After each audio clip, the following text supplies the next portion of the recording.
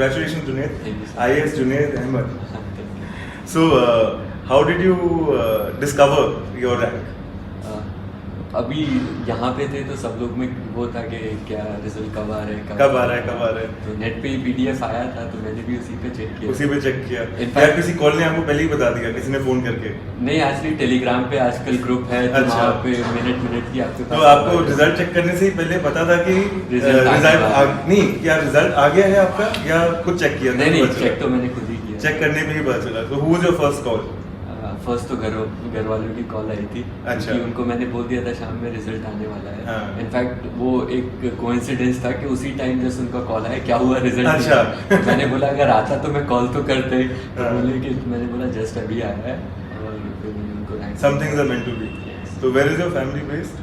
UP Bijnor. Bijnor. So who all are there in your house? Father है वो lawyer है, mother है अच्छा। दो सिस्टर है मेरी और एक छोटा भाई। Okay, so that's great.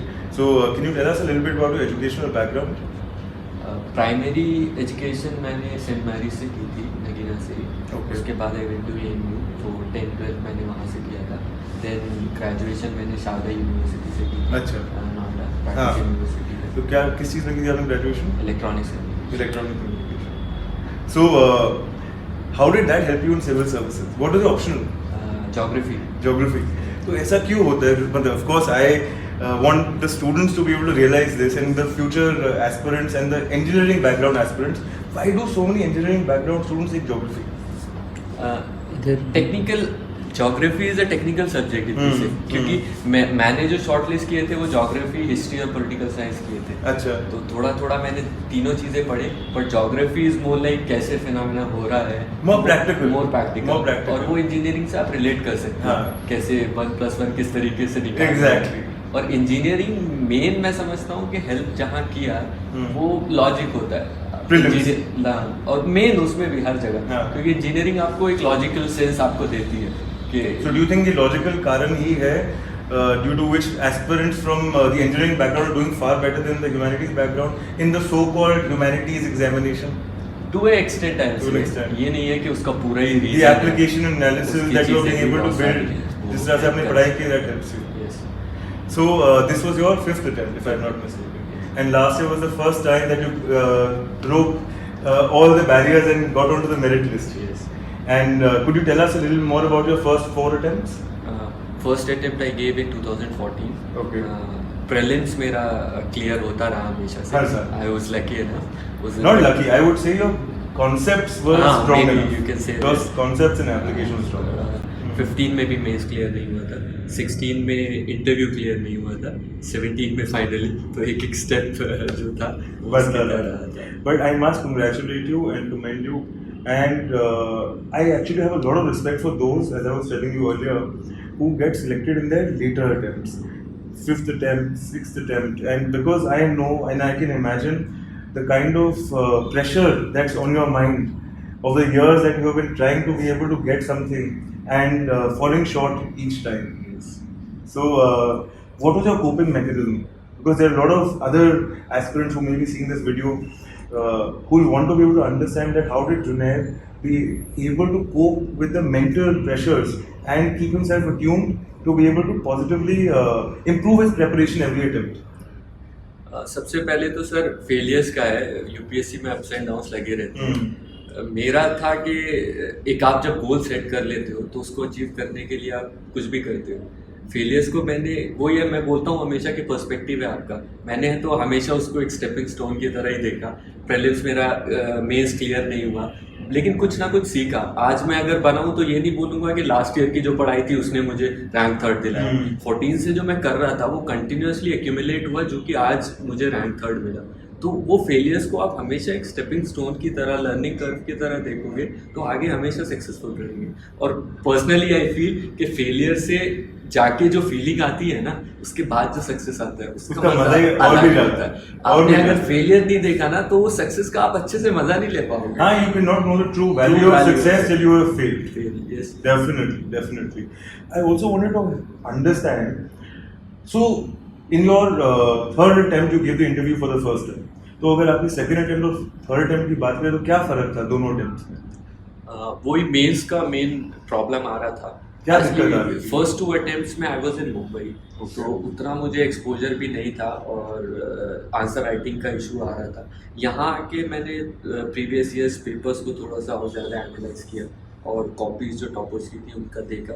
तो मेन इशू जो मुझे अपने आंसर्स में लगा वो एक स्ट्रक्चरिंग का होता है जो मेन था, जो कि मेरा प्रॉपर नहीं आ रहा था। दूसरा जो था वो सबसे बड़ा जो इशू आ रहा था कि मैं एक ही 2 पॉइंट को पूरे, उसमें हम इंजीनियरिंग में करते हैं ना, 1 पॉइंट मिल जाता है उसको, तो जैसे स्कूल में भी होता था कि 1 पॉइंट पकड़ा तो बस वो खींच दो। तो एग्जामिनर्स आर नॉट फूल, वो वहाँ पे नहीं देते हैं। बिल्कुल, that's a very valid point that examiners are not fools and they're smarter than us. So we have to make sure that we are being able to impress them in the right manner. और तीसरा जो मैं सबको बोलता हूँ कि visibility answer की। क्या होता है कभी कभी आप सब कुछ लिख देते हो तब भी वो विजिबल नहीं होता है आंसर। एग्जामिनर को लगता है वो स्ट्रक्चर जब आप करते हो तो उसकी विजिबिलिटी बहुत तभी समझ आएगा। तो और एग्जामिनर कभी कभी नहीं भी पढ़ता तब भी एक ग्लांस में उसको दिखता है कि उसने क्या क्या लिख रखा है। बिल्कुल। तो ये चीज बड़ी इंपॉर्टेंट आपने है। बहुत अच्छा पॉइंट बोला है, and with this I'd like to add, because lot of people don't understand that it is written communications that is tested in the main stage. So if you are not being able to communicate your knowledge, you are not going to get selected. Am I right in saying that? Definitely. And you know, in my experience, I've seen a lot of people who have given the mains twice, thrice, 4 times. One huge challenge that they have, of course, anybody who reaches the main repeatedly is very knowledgeable. They have the skill set to be able to succeed in this examination. But invariably, I've realized that most people do not do Pressy writing. They don't understand what is Pressy writing, and they're not being able to concise the amount of information that they have in the limited words that they have in the copy. And because of that, introduction gets missed. Yes. The body is weak. The body does not lead to conclusion. Am I right? So is that something that helped you between your 4th and 5th attempt in your final selection? Very important. जो structuring आप बोलते हो ना, अगर मैं अपनी चीज़ें बोलूँ कैसे किस तरीके से मैं स्ट्रक्चर करता था। फर्स्ट जो बॉडी का पार्ट होता है उसमें मैं बुलेट्स तैयार करता था अपने किसी भी इशू के, और वो बनाता था। वो माइंड में मेरे जब बुलेट्स रहते थे उसको मैं बना सकता था। इंट्रोडक्शन के लिए मैंने क्या किया था कि एक डेटा बुक बनाई थी अपनी, जो वेरी टॉपिक्स हैं उनसे रिलेटेड डेटा जो है, उनसे रिलेटेड जो फैक्ट्स हैं वो मैं इंट्रोडक्शन में मेंशन करता था। If I can cut you short, data book क्या होती है? जरा ये बताओ। Data book in the sense के सपोज लिटरेसी लेवल्स हैं और एनवायरनमेंट इंडेक्सेस हैं या फिर जो भी इंडिया में इश्यूज हैं उससे related, To enrich your answers. To enrich your answers. उससे Right. आप क्या सब्सटैंशिएट कर पाते हो Definitely. कि इफ दे आर आस्किंग कि पोल्यूशन बढ़ा है तो पीएम का You're being able to state facts. Facts Exactly. You're being able to support every claim that you're making in your answer. Right, right. और जब आप रिकमेंडेशंस देते हो, एंड में जब आप अपना कंक्लूजन देते हो, तो मेरा ये पर्सनल वो था। लोग अलग अलग तरीके से देते हैं। मैंने एक बुक बना रखी थी कि कमिटीज़ की जो रिपोर्ट्स हैं और जो सुप्रीम कोर्ट के जजमेंट्स हैं उनकी जो लाइन्स हैं, तो मेरे कंक्लूजन्स में वो चीज़ मेंशन रहती थी। तो कंक्लूड मैं उस तरीके से करता था। तो मेरा वो तीनों चीज़ें अलग अलग बनी रहती थी दिमाग में। जुनैद, मेरा ये मानना है कि यही तरीका है एग्जाम के आंसर लिखने का, if I'm not wrong. Definitely. Including Junaid and any other topper who has succeeded in this examination is because they've been able to clearly write answers and substantiate any and every claim that they're making in the answers. Am I right in saying so?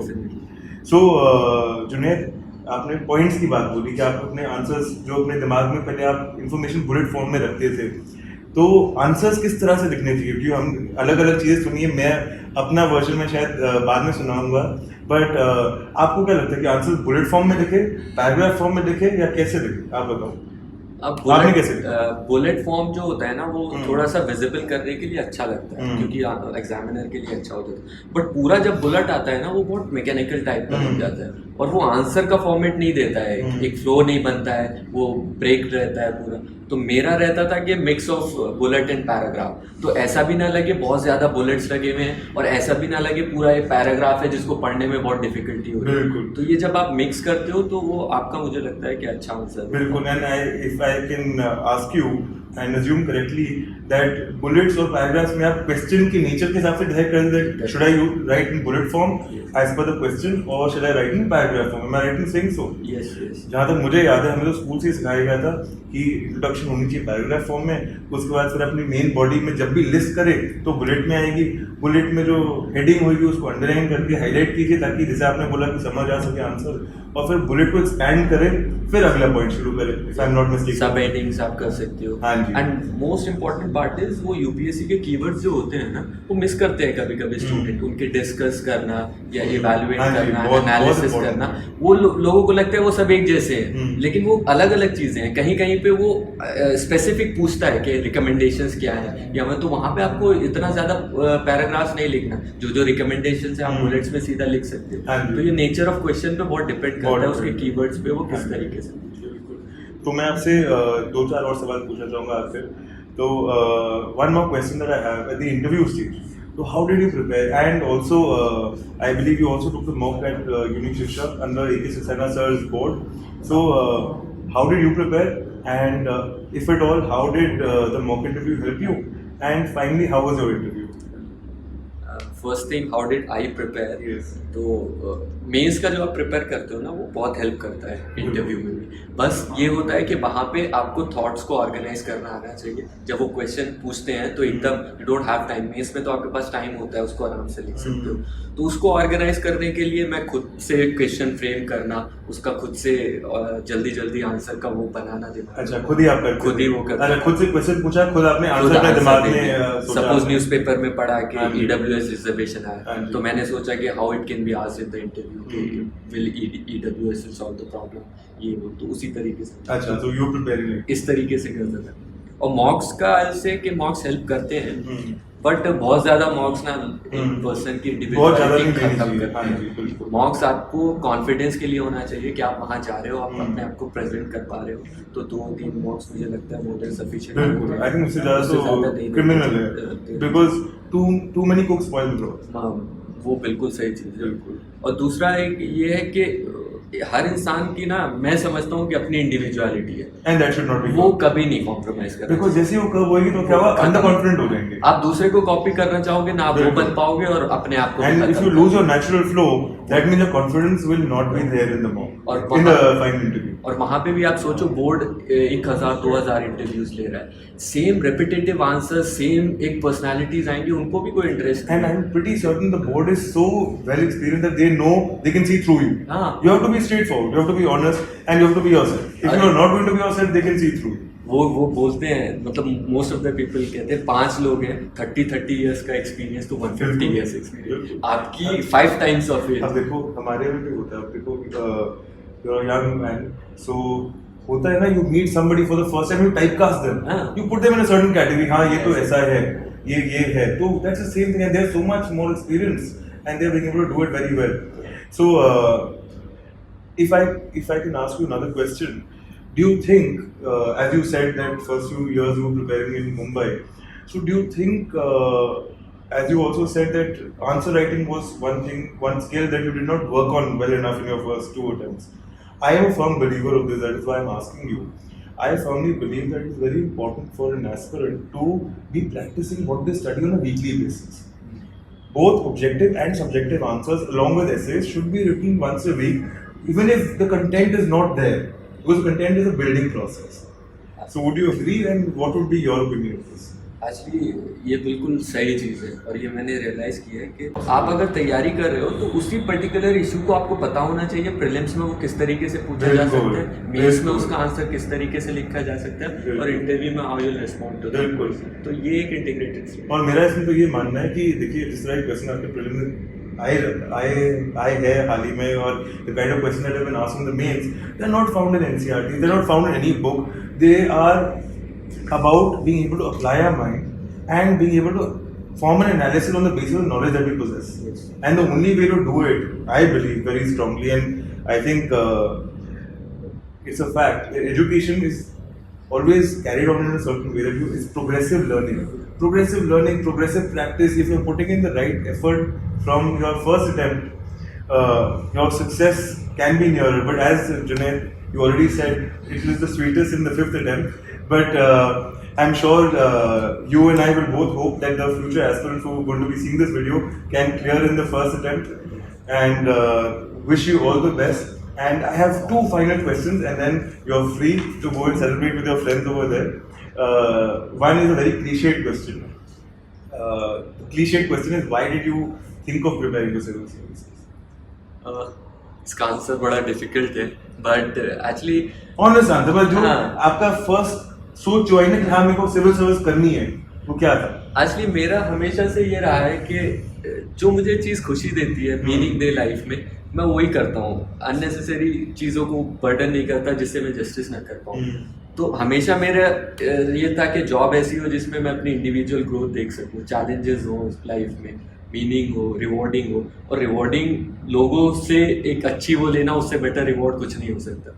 तो यही तीनों चार चीज़ें थी जो मैं एक job से एक्सपेक्ट करता हूँ, और सिविल सर्विसेज वो बेस्ट चीज़ है जो तो आपने पूरी रिसर्च की इस जॉब की रिस्पॉन्सिबिलिटीज के बारे में एग्जामिनेशन की तैयारी शुरू करने से पहले? रिस्पॉन्सिबिलिटीज तो हम लोग देखते हैं बिकॉज बहुत विजिबल है IAS IPS की जॉब, बट उसका रिवॉर्ड जो है वो लोगों को ही पता होता है। जब आप किसी की प्रॉब्लम सॉल्व करते हो तो उससे जो खुशी मिलती है, nothing is more satisfying than that. And as an educator, nothing is more satisfying for me than to be able to have a small little role in anybody's success. And similarly, I think as an administrator, your happiness will be all about making a contribution to society. Changing lives of people, that is. I'm going to ask you a question which is very near and dear to me, and I always wonder about this. What is the aim that you have as a civil servant? What do you want to do for our country?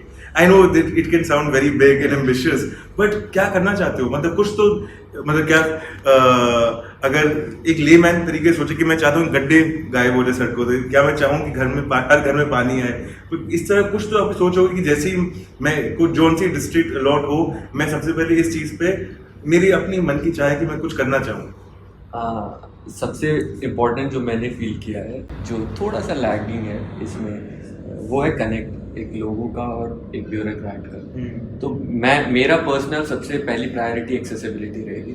I will keep my office open, जिसको कोई भी problem है काम register your complain and I will ensure कि वो किसी भी तरीके से ठीक हो जाए। तो accessibility is the main issue I think which government is facing, which bureaucrats are facing. So उसको सॉल्व करना मेरे लिए first So bridging the gap between the masses and the bureaucracy and the politics. So and I can say with utmost confidence after my interaction with you that you're a very, very pleasant person. I'm pretty sure that you will come true to the promise that you're making of being approachable. I wish you all the best. And to the aspirants who are looking to be successful like Junaid, who understood the importance of progressive practice, progressive learning, and being honest to yourself by practicing regularly. Because practicing, if you do not practice what you learn, the chances of you putting it into application in the examination stage will be hardly any. So I want you all to pay close attention to anything and everything Junaid said today, because it is very, very true. So best of luck to all of you. So Junaid, can you wish them all the best for their future endeavors? All the best everyone. Just a few words, there is no substitute to hard work. तो hard work अगर आप करोगे तो success हमेशा मिलेगी। Thank you. Thank you, Junaid. I hope it was fine.